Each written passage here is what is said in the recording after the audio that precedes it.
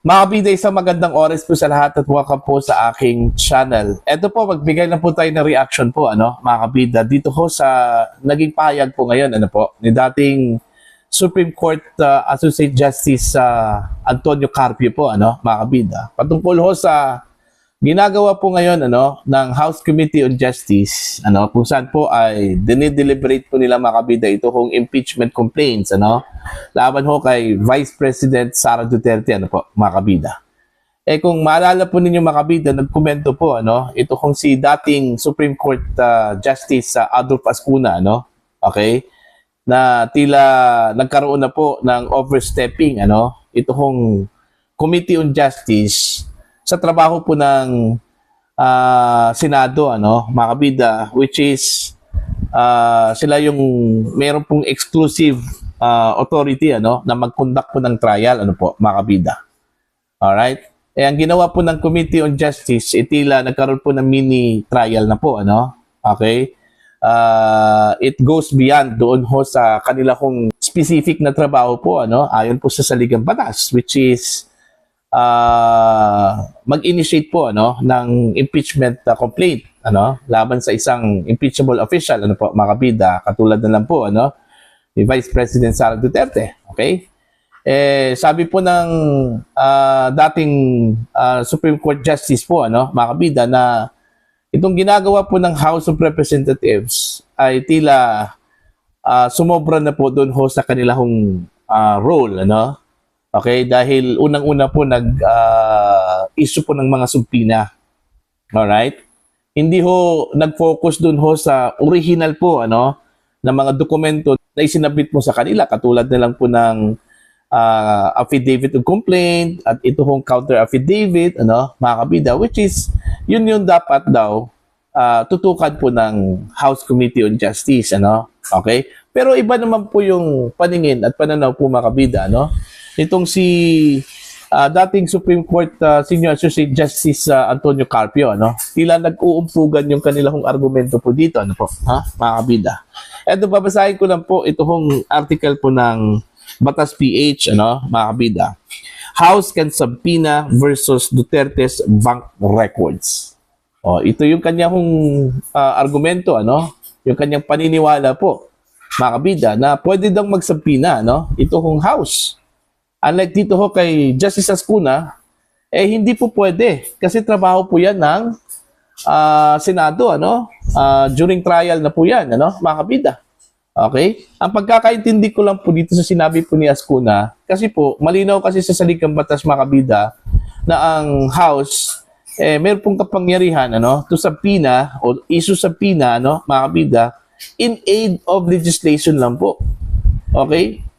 Walang sinabi doon na pati yung impeachment proceedings, pwede ho silang mag-issue po ng subpoena, mga kabida.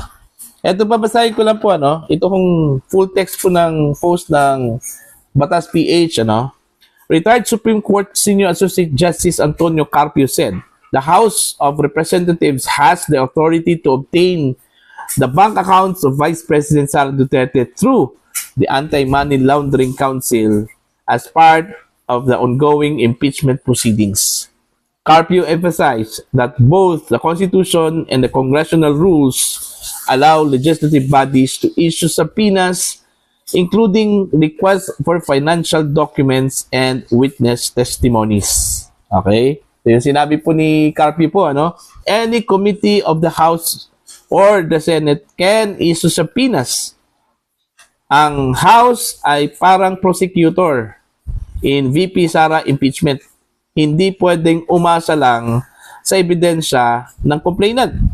Kung ganon, walang makukonvict kung hindi sila makapag-subpoena. Paano nila malalaman kung may probable cause? Carpio explained. So, iba din yung pananaw po ni Carpio, mga kabida.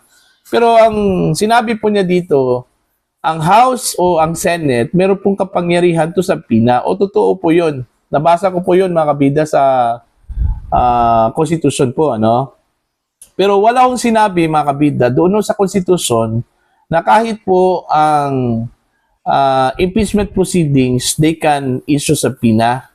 Kasi malinaw po sa Constitution, mga kabida, no, na ang House of Representatives can issue subpoena in aid of legislations. Okay? Kung meron po silang investigasyon po, mga kabida, in aid of legislation, they can issue subpoena. Alright?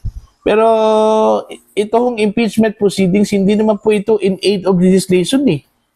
Separate po ito, ano? May provision po sa batas po. May provision po sa saligang batas.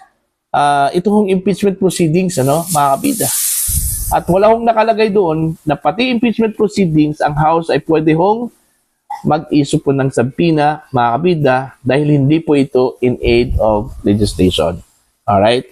Kaya nga ito yung problema po sa mga abogado dahil kanya-kanya ho silang interpretasyon po, ano, mga kabida. Alright? Ito hong si Ascuna po kinukonsidera po ngayon ito, ano, bilang legal luminary po Okay? Mas marami hong naniniwala ho dito kay Ascuna po, ano, mga kabida. Hindi ko naman po sinabi na walang naniniwala ho kay Carpio kasi pareho po silang mga dating justices po ng Korte Suprema, no? Pero lang, dito ho kay Ascuna po, dahil ho sa kanyang mga argumento po at mga pananaw panglegal, ano, sa mga iba't ibang usapin po, ano, sa ating bansa po, mga kabida, marami hong naniniwala po sa kanya, ano, bilang isang legal expert. Okay, mga kabida. Kaya nga, dito ho sa magkakaibang pananaw at opinion po, ano, ng mga abogado, mga dating justices po ng Korte Suprema, no, kailangan na po mag-step in dito ang Korte Suprema. Okay? Dahil ang Korte Suprema lang po, mga kabida, ang siyang meron pong otoridad, ano, to interpret laws. Okay? With finality po. Okay? Yung House at saka yung Senate, pwede naman po silang mag-interpret po ng batas, ano, mga kabida. Okay? Pero pagdating ho sa final interpretation po, ano, ng batas, okay, it should be the Supreme Court. Okay? So, tama yung ginawa po, ano, ng kampo po ni Vice President Sara Duterte at yung iba pang mga petitioners po, mga kabida, no, na dumulog po sila sa Korte Suprema po, ano, para lang po questionin itong ginagawa po, mga kabida, ng House Committee on Justice. Okay? Kasi kung pagbabatayan lang po natin yung salita po, mga kabida, ng House Committee on Justice, so katulad na lang po dito sa sinabi po ni Jill Villuistro po, ano, yung chairperson po ng Committee on Justice dyan po sa House, hindi naman daw cross-examination yung gagawin daw nila dyan sa House Committee on Justice, ano, dito sa ginagawang impeachment proceedings laban kay Vice President Sara Duterte, kundi clarificatory questions lang po, ano, mga kabida, dun ho sa mga witnesses at pati kay Vice President Sara Duterte. Pero mind you, mga kabida, no, ito hong sinasabi po ni Jervil Luistro na clarificatory hearing lang po, ano, okay, itong kanilang gagawin po dyan po sa House Committee on Justice, deceiving yun Kasi yung clarificatory po, ano, mga kabida, pwede ho itong i-misuse, okay, bilang cross-examination. Alright? Mantakin nyo, haharap po si Sara Duterte dyan sa House Committee on Justice. Okay? Ilan po yung mga miyembro dyan sa House Committee on Justice? Okay? Tapos, sunod-sunod yan, magtatanong kay Sara Duterte, ano, mga kabida, in disguise of clarificatory, okay, questions. Okay? Yung kanilang mga tanong. Pero, hindi na lang po natin mamamalayan po, mga kabida, na cross-examination na pala yun. Okay? Pag sinasabi hong cross-examination, adverse yun. Yung mga tanong puro adverse, mga kabida, no? Unlike sa clarificatory, gusto lang po nilang linawin po yung mga points doon. Okay? Pwede hong gawin pong, kumbaga, pabor doon ho sa respondent, ano? Yung clarificatory questions. Pero pag sinasabi hong cross-examination, adverse talaga yon. Kontra yon doon ho sa respondent. Ididiin talaga yung respondent doon.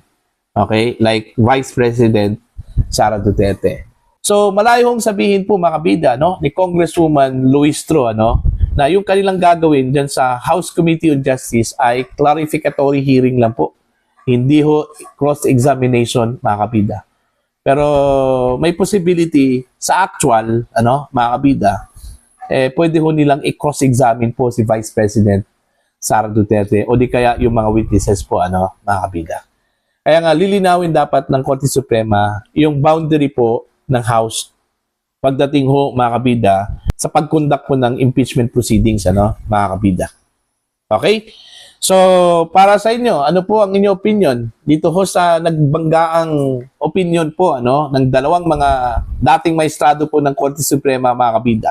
Dito ho kay dating Supreme Court Associate Justice Aldo Fascuna, no? Sinasabi po niyang nag-overstep na po ito hong Committee on Justice, ano, mga kabida, sa kanilang function, okay, bilang initiator po ng impeachment proceedings, ano, mga kabida. Okay?